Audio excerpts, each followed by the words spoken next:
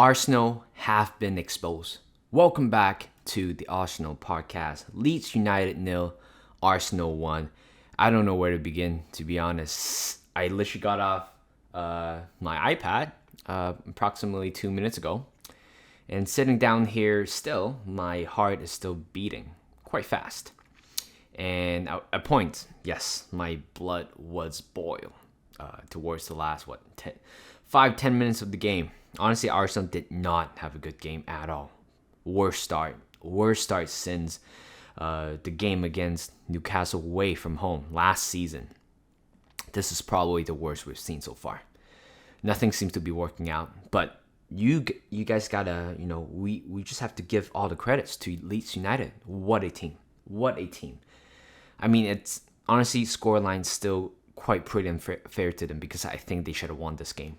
Hands down. They would have probably battered Arsenal 2 or 3 goals or even more. The number of chances that Leeds United have throughout the whole game was definitely more than 10.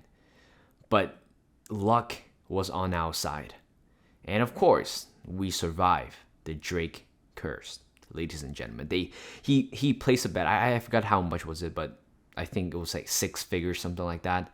He placed a bet on Arsenal winning or either way around, and there might be a chance where the curse continue, but it didn't affect us. It didn't affect the scoreline, but certainly it affected the performance that we put in.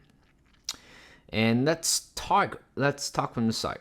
I woke up 45 minutes early. I woke up at 5:15. I literally slept 2.5 hours, 3 hours at most, and just waiting for this game to start.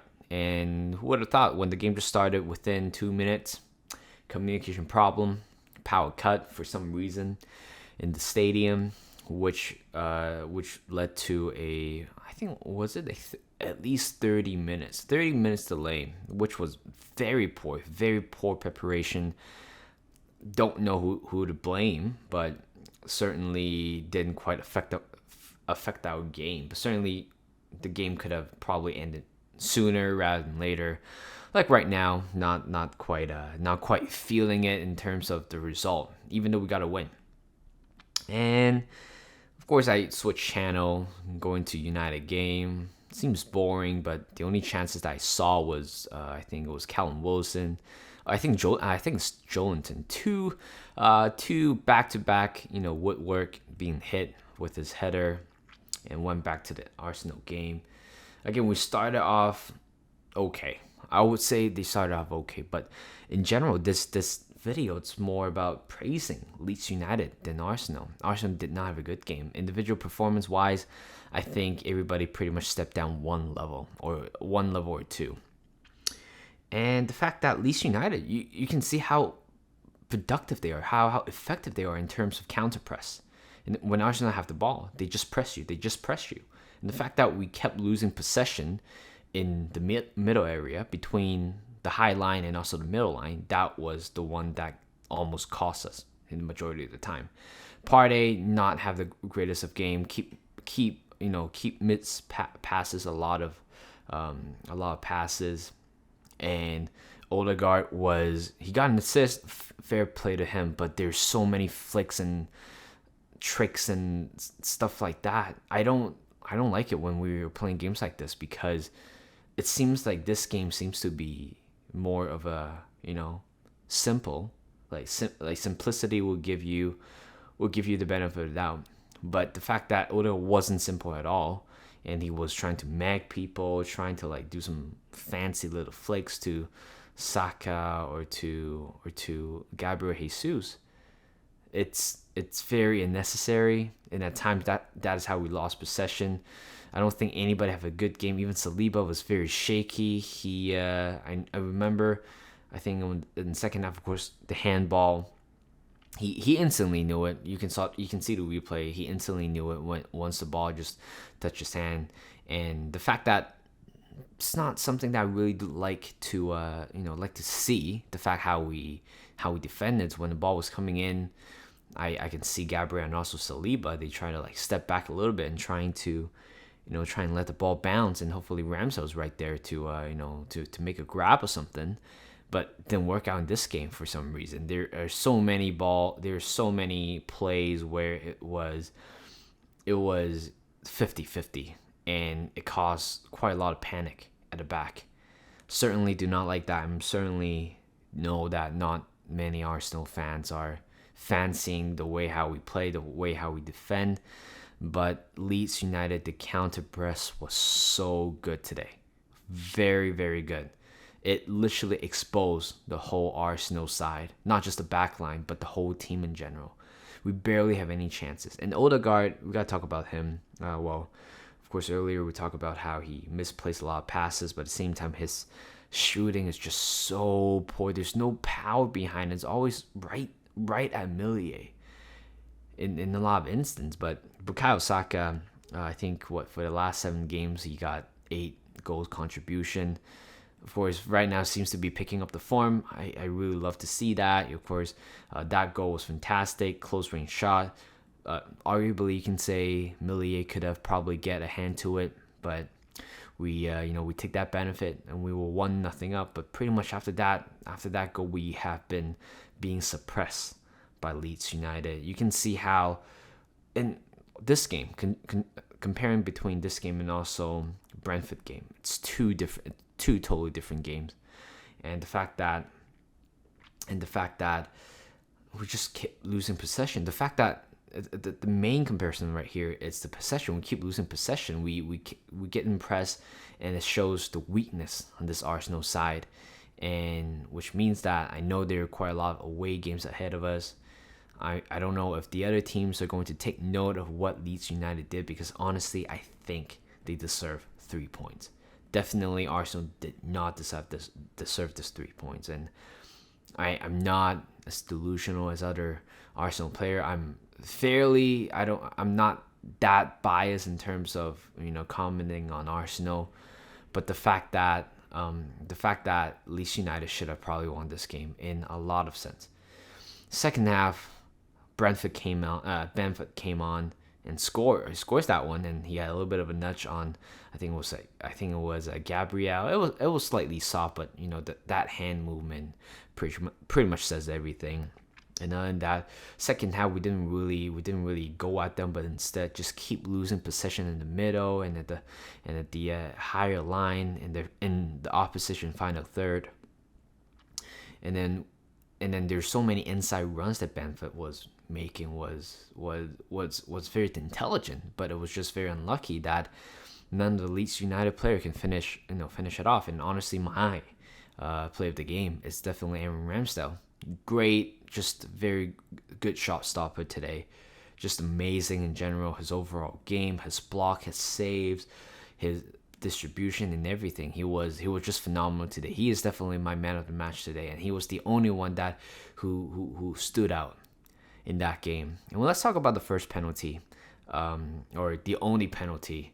Yes, 100% penalty. There's no way. I didn't really have a clear look, but when I saw where the ball fell, when I saw the Leeds United, how they react and how the fans were reacting, I knew something was up. And then when I look at the replay, there is no excuse. There's no excuse that shouldn't be a penalty. That is a penalty, hands down. From I don't know. That's definitely much of a clear penalty than the Gabriel's one from last game. And of course, Bamford missed that one. I thought, if Ramsdale really wanna have a standout game, he has to save that. But he got the right way. But you can see Bamford was looking at bottom right, but he saw. I assume he saw Ramsdale went for Bamford's right hand side. He was trying so hard to try to place that one perfectly to bottom right corner, but didn't happen. And I was like, you know what? The way how we defending, I'm expecting a draw at this point. I'm not even going to be arguing if we have a draw. I'm not even going to be sad if we have a draw. A draw will be a fair result, right? But of course, internally, I know that Arsenal is not going to be like this for the next 20, 25 minutes, because I think at one point they're going to just fall. It's a matter of time. I'm literally telling myself, I was saying it's the matter of time when Arsenal is about to fall, but they didn't because, first of all, Leeds United wasted quite a lot of chances. I think if we play against probably like City, Liverpool, Spurs, Chelsea, teams like that, we're definitely gonna lose this game by quite a lot because this game was just horrendous overall. And all right, and then you have Rob Holding coming on, right? And then I think it's fair that Odegaard should be going this pitch because he is, again, very, very complex on his play. And I think in that moment, complexity, it's the least that we need from the team. Simple passes is what we need, trying to break into, the final third, even though we can, just as simple as trying to keep the ball. But even keeping the ball was a huge, huge problem. And in the end, we my mind was such a mess because I only have 3 hours of sleep, and I'm doing this. I should be going back to bed or even trying to watch the Liverpool and City's game. But Odegaard should be subbed out. I think that's fair. Later on, Ben White, it's gone as well. Who else? Jesus is gone, and I think that was fair. You need more energy. One guy you need, and Nketiah trying to push the higher line, trying to counter suppress them where we can, but didn't really do a thing. But I think Nketiah came on, did quite well against his former team. And of course, Tomiyasu switched to the right. And I think you can see Tomiyasu kind of tucked in the middle. Doesn't seem very comfortable. I don't think in this game, tactical wise, I don't think Tomiyasu should be starting. I think a more defensive point of view, a more defensive minded mentality player should be. I think Kieran Tierney should have started this game. I think so, and then you put Tommy on in the last 2-3 minutes or last 20-30 minutes. It gives you an extra solidarity at the back. But again, it's all on Arteta. Arteta thinks it works. And of course, I did mention about how I'm fear that Tierney might lose his place, but I don't know if that's gonna be the case or not. But yeah, just keep losing possession until the big point right here, 92nd minute. Gabriel, big Gabby, what was he doing? You know what? I'm lost of words every time when he defends. He was fine today, but there's some clearance, there's some passes which just very awkward. It was really hard for Martinelli or even Xhaka to kind of hold on to the play. It was just really tough, but that play was just so unnecessary. I know he got shoved from behind from Bamford. The fact that he wasn't even assessing the situation around him just kind of pisses me off. We are 6 minutes out of play, okay? And Leeds United make a lob through ball. Ramsdale got it. You were just marking Bamford. That's all you need to do. You got shoved from the back. That's it. We still have the ball. It's going to call a foul anyway, right? We still have the possession of the ball. And they decided to swung his feet out. And of course, the assistant referee decided to give that a penalty. Or even Chris Kavanagh gave that penalty as well. And I was really, really upset. The way how I was sitting in my bed was very unnatural to the point where it became very sexual. And I just couldn't handle Gabby at that moment. Just big games like that, just loses his head, right? It's just crazy at this point where this kind of mistake becomes very repetitive at times. I don't know if I still trust him, but at the same time, if you're looking for a left-footed center back, he is the only player in that category.